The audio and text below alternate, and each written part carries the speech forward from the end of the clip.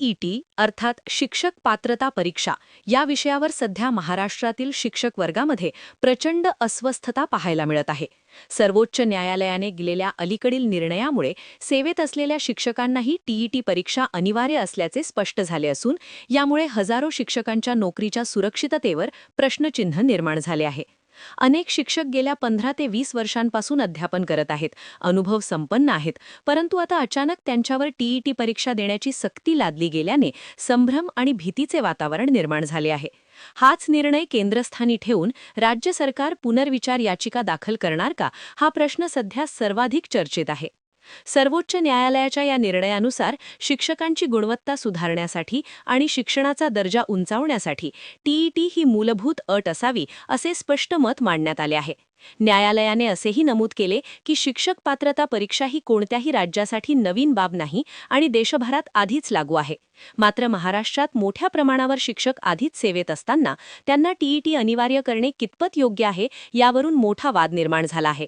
विशेषतः 2013 पूर्वी नियुक्त झालेले शिक्षक जेव्हा टीईटीची अट स्पष्ट नव्हती त्यांच्यावर हा नियम लागू करणे अन्यायकारक असल्याचे शिक्षक संघटनांचे म्हणणे आहे.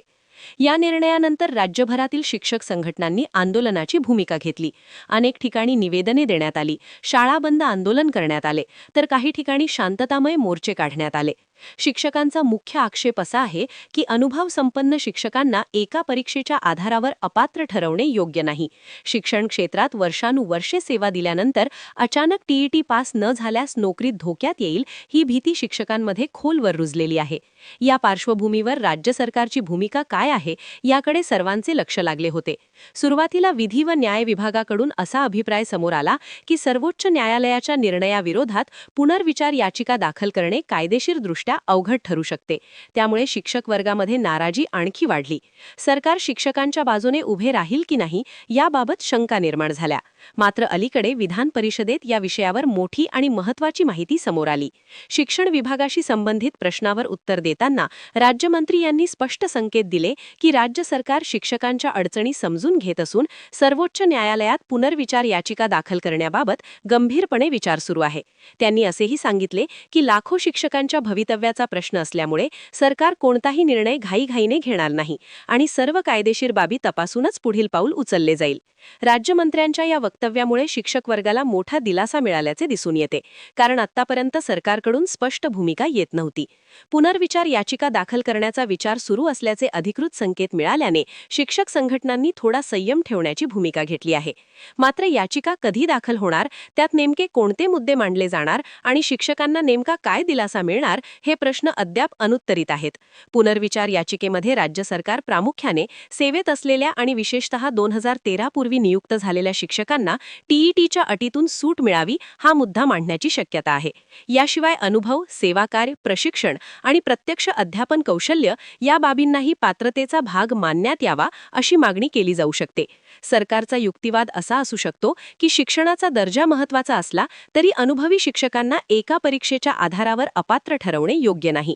जर सर्वोच्च न्यायालयाने राज्य सरकारची पुनर्विचार याचिका स्वीकारली आणि त्यावर सकारात्मक निर्णय दिला तर महाराष्ट्रातील हजारो शिक्षकांना मोठा दिलासा मिळू शकतो. टीईटी संदर्भात सवलत, अतिरिक्त संधी किंवा काही शिक्षकांना पूर्ण सूट मिळण्याची शक्यता निर्माण होऊ शकते.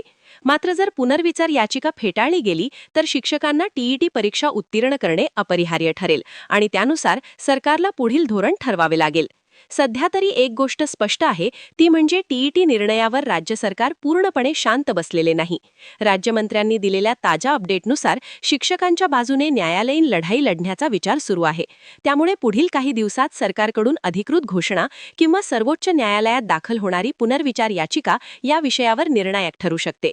एकंदरीत पाहता टीईटी निर्णय हा केवळ एक शैक्षणिक नियम नसून तो हजारो शिक्षकांच्या आयुष्याशी, कुटुंबाशी आणि भवितव्याशी जोडलेला प्रश्न आहे. त्यामुळे या विषयावर सरकार, न्यायालय आणि शिक्षक संघटनांच्या पुढील घडामोडींकडे संपूर्ण महाराष्ट्राचे लक्ष लागून राहणार आहे.